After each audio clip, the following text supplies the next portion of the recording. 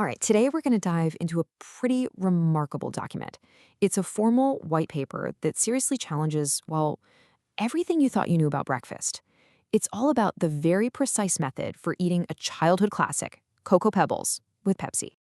Right out of the gate, the author, Stephen Yee, lays it all on the table. This isn't just some weird snack idea. Nope, he's presenting this as a true discipline, something that takes both creative talent and a really specific, methodical approach. That one sentence right there, it sets the whole tone for what we're about to get into. So first, let's just talk about the combination itself. The paper doesn't treat this like some happy accident or late-night craving. It's actually framed as a very deliberate, almost revolutionary culinary choice. And the formality is really the key here. This whole thing comes from a source document dated April 1st, 2018. By calling it a white paper, the author is totally elevating the subject. He's treating this breakfast with this academic seriousness that, kind of makes you stop and listen. But hold on. Before you go running to the kitchen, the author has a really important warning. This experience, it's not for everybody. He makes it crystal clear that to even begin to appreciate this art form, you need, and this is a direct quote, a very, very sweet tooth. That's the price of admission, the one non-negotiable requirement. Okay, so now we're getting into the science part of the whole art and science equation. Why Pepsi? I mean, of all things, why Pepsi? Well, the paper argues that the choice of drink is anything but random. It's actually presented as a carefully calculated scientific fix for the problems you get with traditional cereal. And here's the core of that scientific argument laid out for us. You see, on the left, you've got your old school delivery system, milk. It comes with potential lactose problems, and it's got a thicker, higher viscosity. But then on the right, you have the proposed solution, Pepsi. It's lactose-free and has a much lower viscosity. According to the author, this is all a very deliberate engineering choice designed for a much better texture. Now, here's the really crucial point. You could, in theory, use another soda, but the author's extensive research has led him to one definitive conclusion. Pepsi isn't just an option, it's the optimal choice. It provides what he calls the best combination and taste overall. Case closed. So we've looked at the science, but now it's time to talk about the art. Because according to this paper, it's not just about what you're eating, it's all about how you eat it.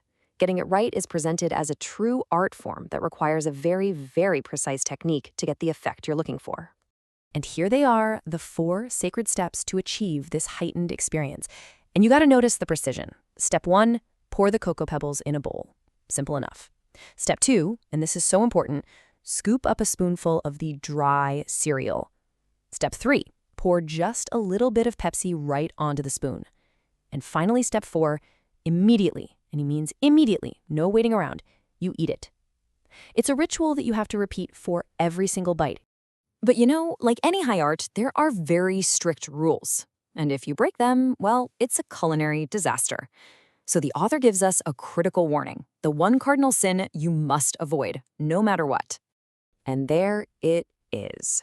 So simple, so direct, and absolutely not up for debate.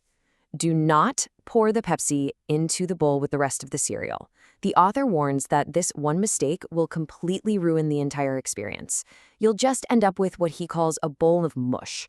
The crunch, the fizz, the whole sensory experience, gone. But if you follow the technique correctly, this is the big payoff. The author describes this incredible multi-sensory experience. It's all about that perfect balance of the crunchy cereal and the fizz of the Pepsi. He says the carbonation really enhances the palate with the tiny bubbles popping on your tongue. That right there, that's the heightened experience the whole method promises. So, once you master the ingredients, you perfect the technique, and you avoid that one massive mistake, you get to a whole new level. You're not just some person eating breakfast anymore. You're on the path to becoming a true connoisseur. But make no mistake, this is an exclusive club. The author cautions that it actually takes years of experience to master the art and to really appreciate all the little details. This is not about instant gratification. This is a journey. It's about dedication to becoming a true breakfast artist. And finally, just in case you weren't convinced, the white paper ends with the ultimate stamp of legitimacy, an official list of testers and endorsers. The method has been thoroughly tested by Pebbles Flintstone, Bam Bam Rubble, and of course the author. And who endorses it? The Flintstones, the Rubbles, and naturally the corporate giants Post Cereal and Pepsi Cola themselves. I mean, it really doesn't get more official than that. So there you have it, a complete guide to a culinary practice that is, apparently, both an art and a science. The method has been laid out, the warnings have been given, and the rewards have been described. The only question left is the one you see right here. Now that you know the way, are you ready to challenge everything you thought you knew about your morning cereal?